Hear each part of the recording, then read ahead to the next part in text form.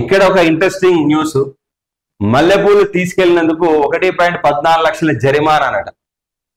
కేవలం మల్లెపూలు తీసుకుపోయినందుకే ఎంత జరిమానా ఇచ్చారో ఒకసారి చూడండి. అక్కడ ఆస్ట్రేలియాలో మలయాళ నటి నవ్య నాయర్కు చేదు అనుభవం. ఈమె చాలా అద్భుతమైన నటి మలయాళంలో. మొత్తానికైతే ఆమె అక్కడ మల్లెపూలు తీసుకెళ్ళినందుకు ఆమెకు ఒక పనిష్మెంట్ లాగైంది. కఠిన బయో సెక్యూరిటీ చట్టాలే కారణం. మెల్బోర్న్ ఎయిర్పోర్ట్ లో ఘటన. జాగ్రత్త, విదేశాలకు వెళ్ళినప్పుడు కానీ వచ్చేటప్పుడు కానీ మహిళలు మల్లెపూలు పెట్టినా ఏది పెట్టుకున్నా కానీ ఇటువంటి పనిష్మెంట్స్ అనేటివి ఉంటాయి. మనకు తెలియదు, అయ్యా ఇదేం పనిష్మెంట్ మనం అనుకుంటాం. కానీ అక్కడికి పోయేంత వరకు కూడా అక్కడున్న ఆ దేశంలో ఉన్నటువంటి రూల్స్ అండ్ రెగ్యులేషన్స్ అనేటువంటివి కూడా తెలుసుకునే ప్రయత్నం చేస్తే ఈ రోజు ఈ మహానటి ఇంత డబ్బులు నష్టపోయేది కాదు. న్యూఢిల్లీ సెప్టెంబర్ మహిళలు తమ జడలో పూలు పెట్టుకోవడం దక్షిణ భారతదేశంలో ఎంతో సహజం. ముఖ్యంగా మల్లెపూలు అయితే మల్లెపూలు తెచ్చుకోవడం కూడా నేరమే.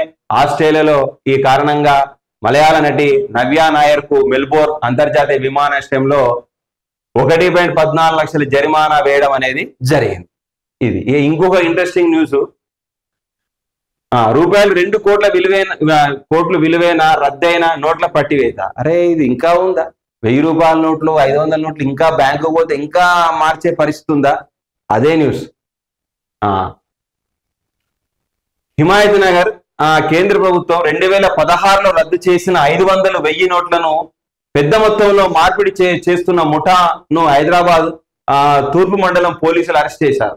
నారాయణగూడలోని కెనరా బ్యాంక్ వద్ద స్థానిక జలమండలి కార్యాలయం వద్ద మరో 3 అదుపులోకి తీసుకున్నారు. వారి వద్ద రూపాయలు 2 కోట్లు విలువ చేసే రద్దయిన 500, 1000 నోట్లు స్వాధీనం చేసుకున్నారు. అరెస్ట్ అయిన వారిలో 2 మహిళలు ఉన్నట్టు సమాచారం. నిందితులు టాస్క్ ఫోర్స్ కార్యాలయంలో విచారిస్తున్నట్టు తెలిసింది. ఆ తర్వాత తదుపరి దర్యాప్తు నిమిత్తం నారాయణగూడ పోలీసులకు అప్పగించడం కూడా జరిగింది. దాదాపు ఇవంట 2 కోట్లకు విలువైనటువంటి 500 నోట్లు, 1000 రూపాయల నోట్లు మార్చుండగా వాళ్ళ విచారణ అనేది ప్రభుత్వం చేపట్టిందని ఇక్కడ మనకు కనిపిస్తుంది.